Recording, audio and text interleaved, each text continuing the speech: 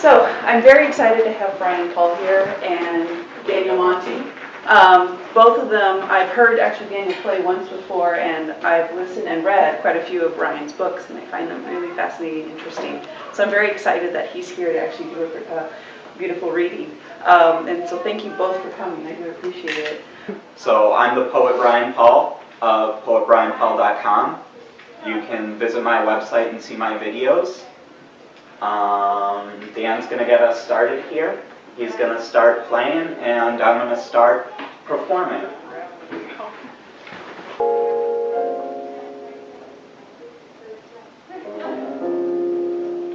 Does she paint? Or write poetry like me? Will wisps of creativity and imagination buzz in her head? I wonder, as I spire at the checkout counter, every other day when I look and dream. She has dreads in her hair, and a hemp necklace. She wears bracelets. Her eyebrow is pierced.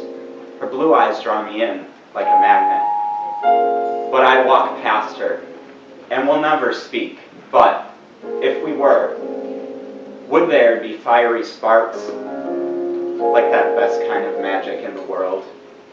I can only imagine the picture, the poem of us creative, unique beings, both together. But, like all stories, all fantasies come to an end. To float in the air, to follow me out the door, as I simply wonder and dream.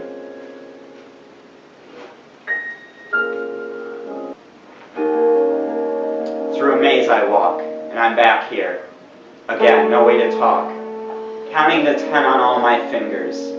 Nothing to do. Loneliness lingers around me at home in this cage that I built, where I can't roam.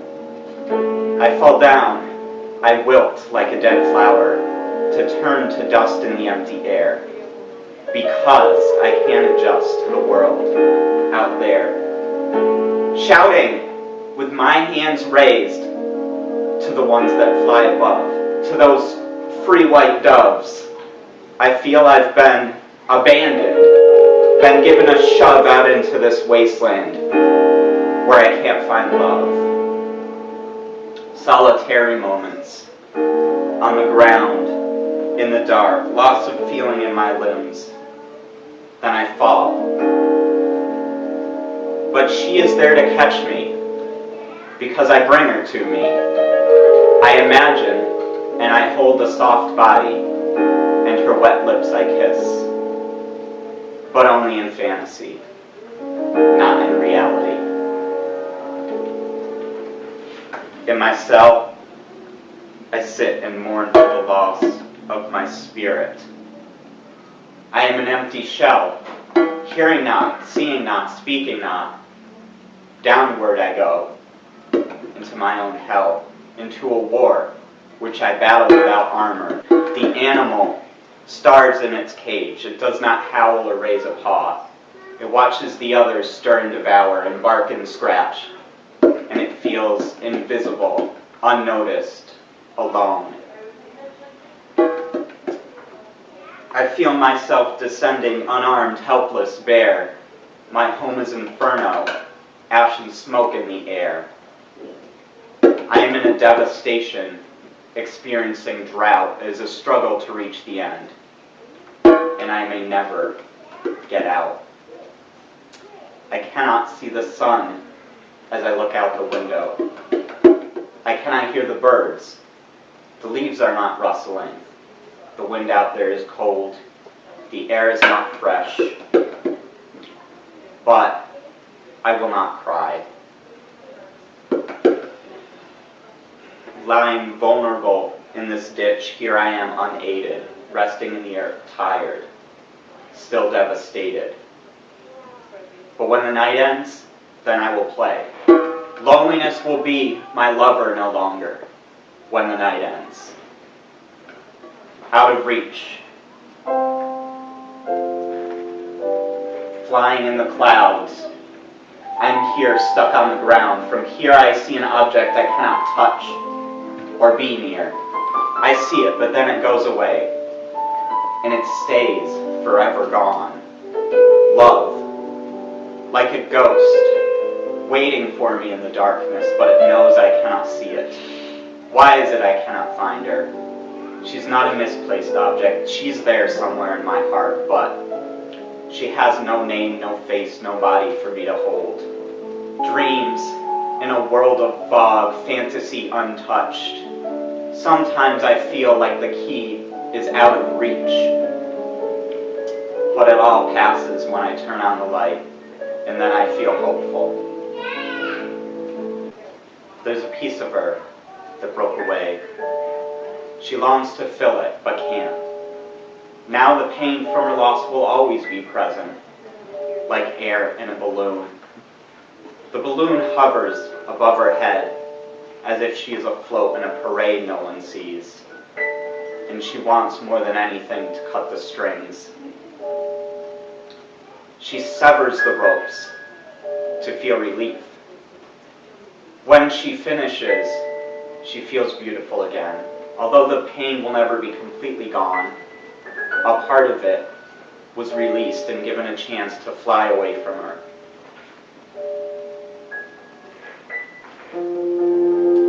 There lies in the middle of the road an unmovable stone, because I can't turn around and go back to it. Did I know when I placed it there that it would upset the ground which I walk?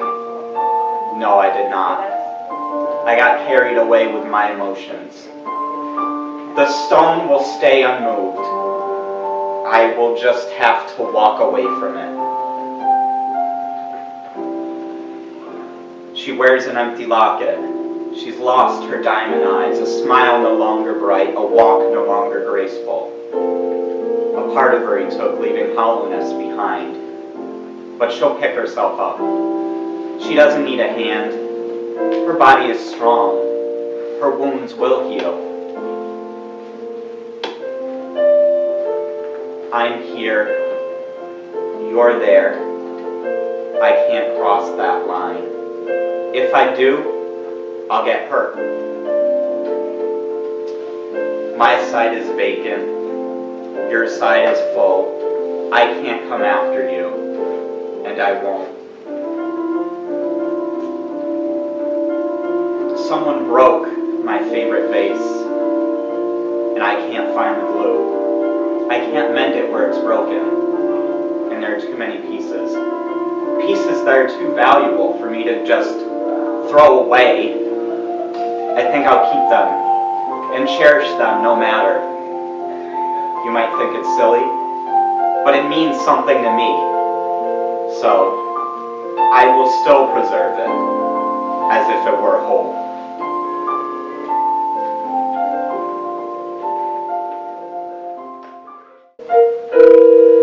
He leaves the crowded hallway. The commotion is too much for his ears. I stand in the middle of the circle blockade to protect from the black crows that are flying. But the circle tightens, and it shuts me in.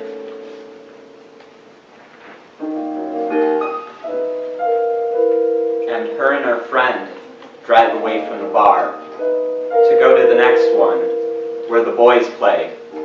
He stays in his port, where the letters he writes, he hopes will reach somewhere where the girls play.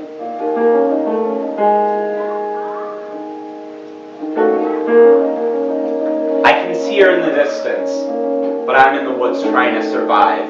I call out to the outside, but she doesn't hear me over the noises of celebration at the party I couldn't attend. And she has no time to answer her phone. Her schedule is booked. I'm on her waiting list. I break the glass of the circle blockade with a stone. I climb a tree to scream her name loud so she can hear. But the crows come and take me away. Maybe they'll carry and place me in her arms.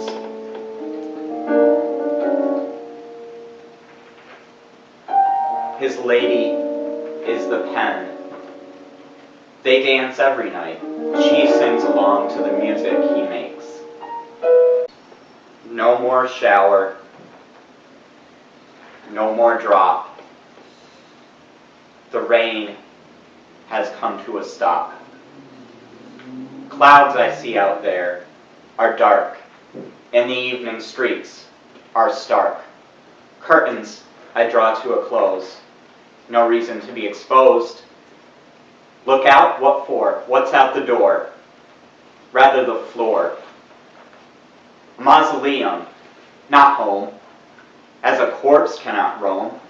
If a horse then cannot race, the stable would be my place after drops have left their mark, made the track lonely and dark. On the floor laying, here I'll remain. Outside's the rain, washed down the drain. Blind I am, as if to sleep. Sad I am, as if to weep. But tears never shall I shed, though I lay as if I'm dead. Brave man rather I would be. Open eyes. Now I can see. I lay straight like a board, motionless like a corpse, while my hand holds my heart in motion within my chest, like sand shifting in a desert. Sand particles brush my face. I wipe my eyes of them. I see though my eyes are closed. I am in a pit, it seems, until I fly away and I see it all. Below me, I see canyons and rocky cliffs. I climb hills. I run across train tracks. Locomotives zoom from one direction, from another. And then I allow myself to wake. Though I would stay if I could, I will have to wait until the next night comes.